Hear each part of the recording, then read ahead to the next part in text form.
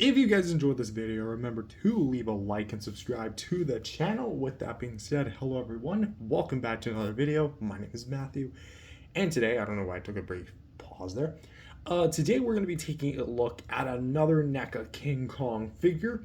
Today we have the second line in sequence, the NECA King Kong Illustrated version, or what it's based on, the Famous Monsters of Filmland magazine cover.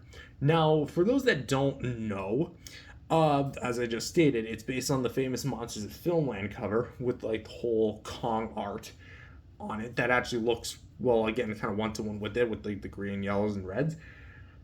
So this is like NECA's own take on that, because I imagine they probably would have to pay a fee to Famous Monsters of Filmland if they actually wanted to use the name Famous Monsters of Filmland. So they said screw it and just did in the same color scheme, but just said illustrated version, and we got this. So this isn't based on any particular Kong movie poster, which I kind of feel like would be a big missed opportunity, because you guys could have done like a 1933 poster variant.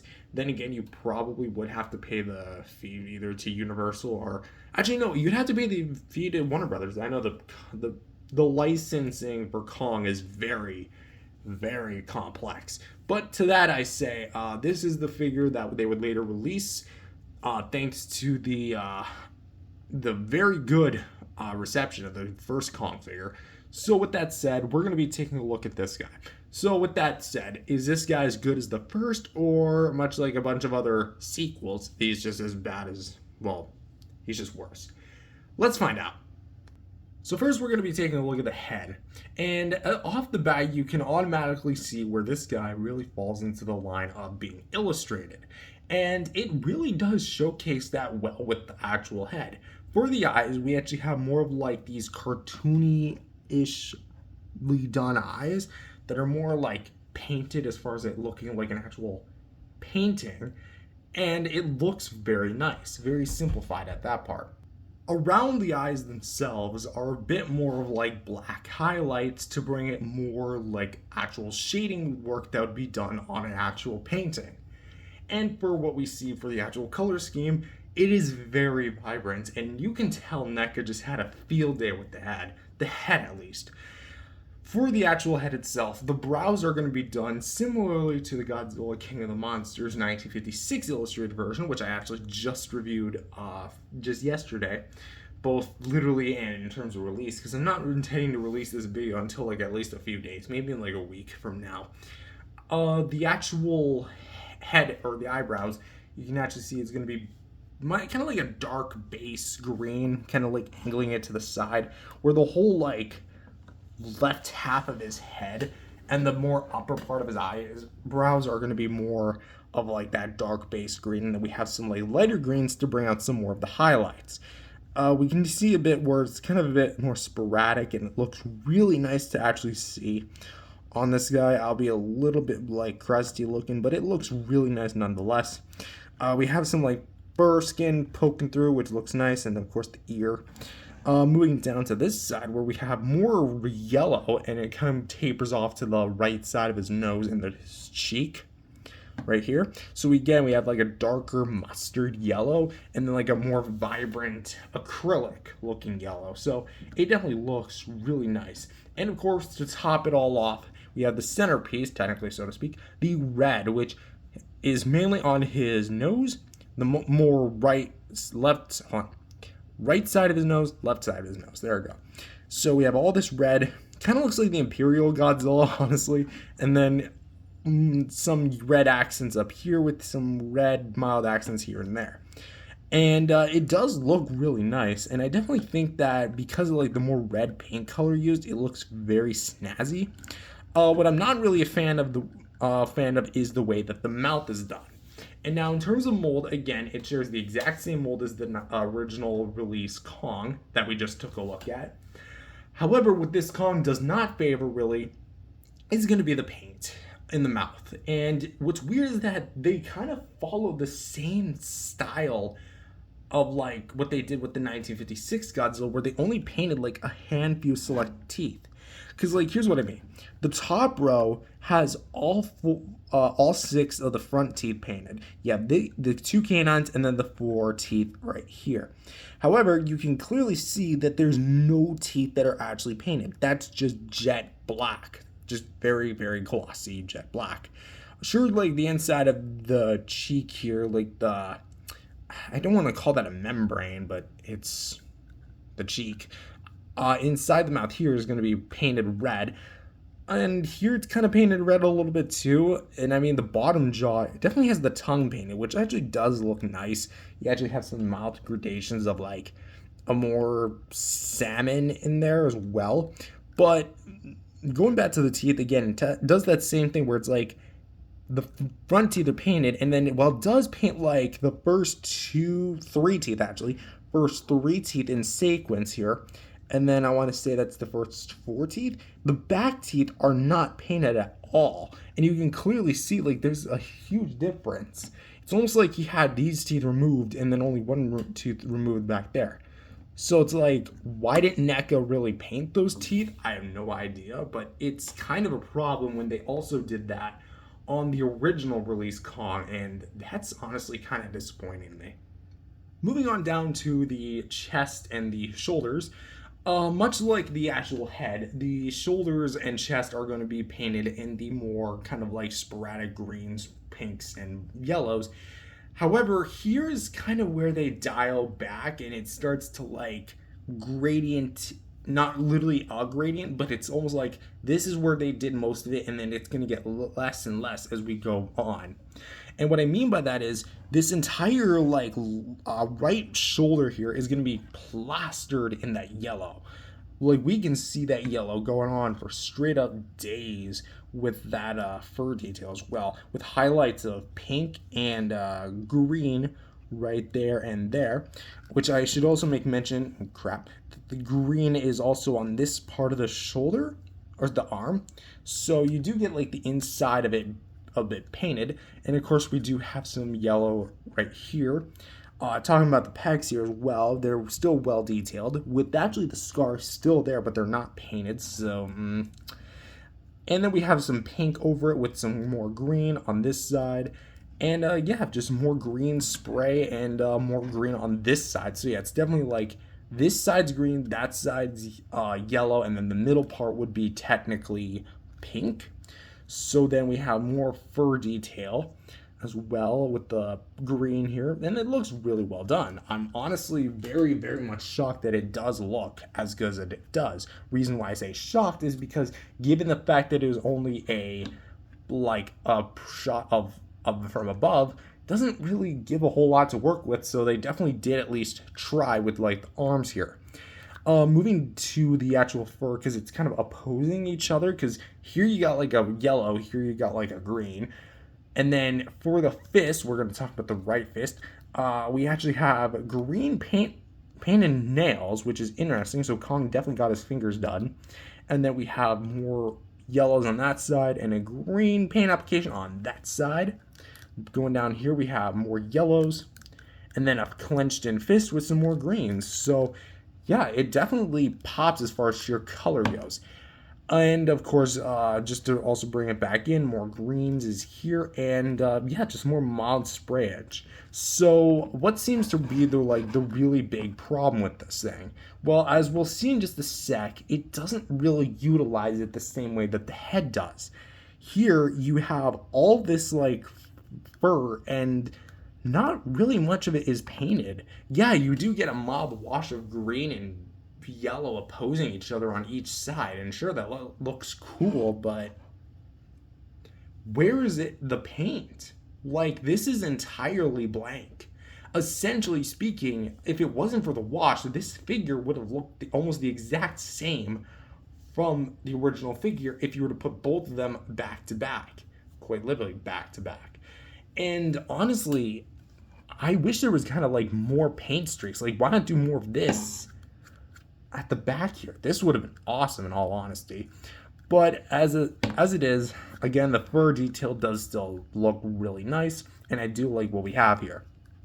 Now back to the legs, which again are going to be more or less the same problem with the back, because Again, we do have the green that is kind of like opposing a yellow, and we do get some like mild splotches of yellow paint and green paint respectively on the kneecaps. So again, they do look really nice opposing each other. And of course, we have some more green paint apps, yellow paint apps, yellow paint apps. Not so much green on this side. You do get a bit of green, but it's not that much. And then here we have the feet, which are going to be more painted in the, again, yellow, green. You kind of already get it. It's a yellow, green kind of mixed with pink thrown into basically the upper part of it, because there's really not a whole lot of pink, if not any pink at all. So really just kind of giving you a good look at like the bottom side, the back side. It just doesn't look as like, how do I say this? I feel like what NECA really should have done, and this kind of segues into the whole like sculpt and paint overall thing, because we're kind of done talking about it. I feel like NECA really dropped the ball with this, like as far as the sheer paint, because the head and the upper shoulders, they look great, and I really applaud NECA for at least giving this guy a lot of unique colors and giving us a multicolored King Kong figure, the only one of which we've really seen is the Hong Kong Battle Kong from Playmates from Godzilla vs. Kong. That said, I feel like this figure could have used more. Its entire torso down doesn't really have a whole lot of anything. Yes, it has color, but it's so dilated and it's just 2 strokes of washes, and that's really it.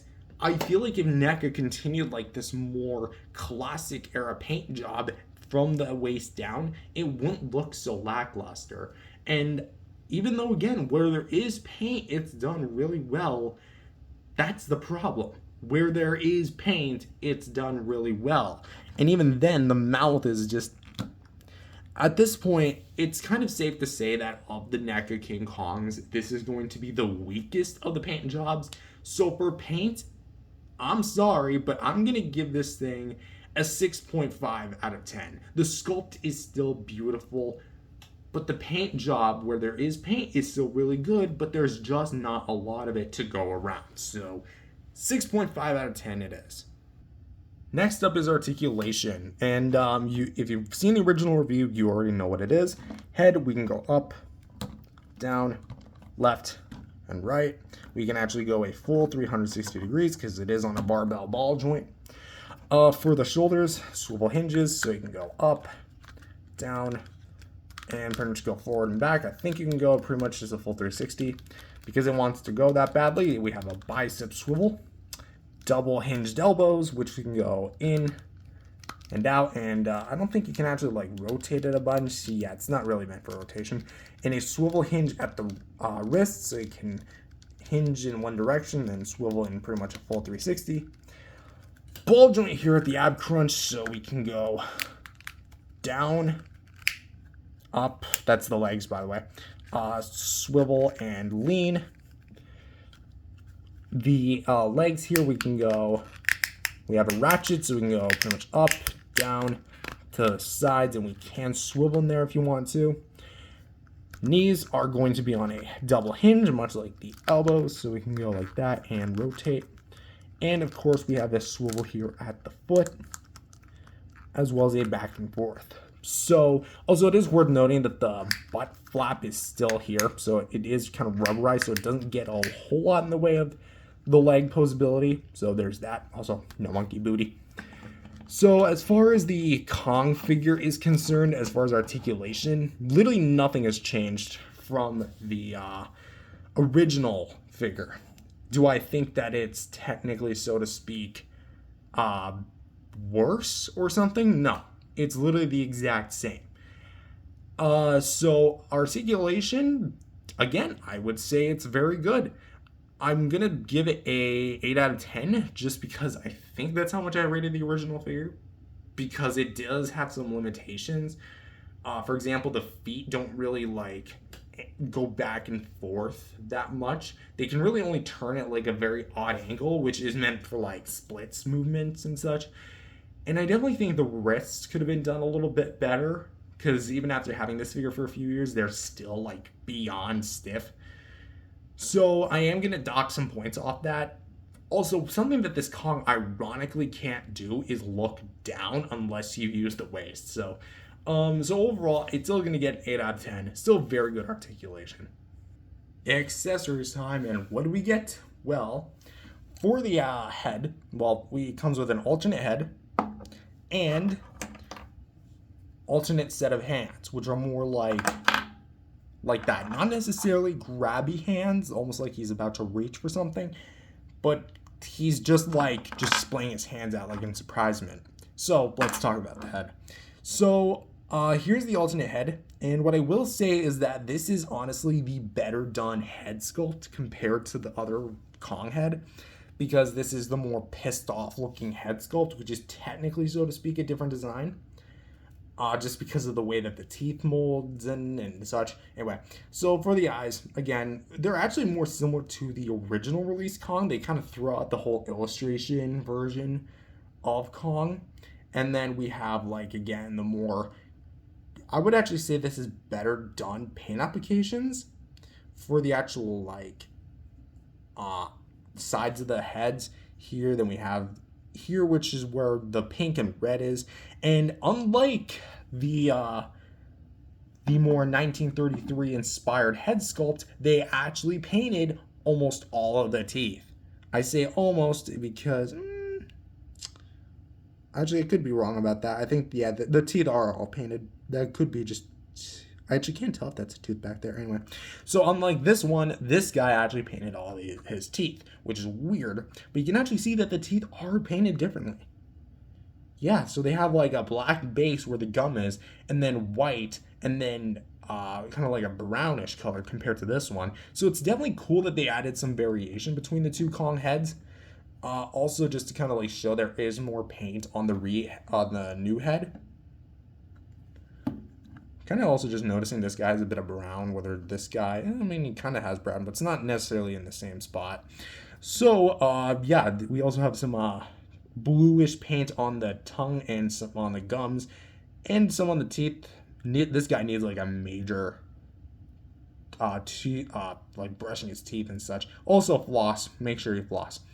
Anyway, so that's enough for this head. To put it on, all you just got to do is disattach the head. Ow! I jabbed my hand in the corner of the review table. And you just simply take this guy's head and you just shove that sucker on. Come on. There we go. I think actually, no, it's not. This one was always troublesome. But if you're having trouble, don't force it on there. Use a blow dryer. I would not recommend using hot water because hot water can easily warp the plastic. That's not to say a hairdryer can't warp plastic. It's just that beyond a boiling water and a blow dryer, which one would you rather use? Yeah, I think it's on at least securely enough, not to where we can pose it, but this is about as close as I can get it right now. But yeah, this is what it looks like. So I'm just detach that and put this head back on. There we go. Now, let's take a look at the alternate hands.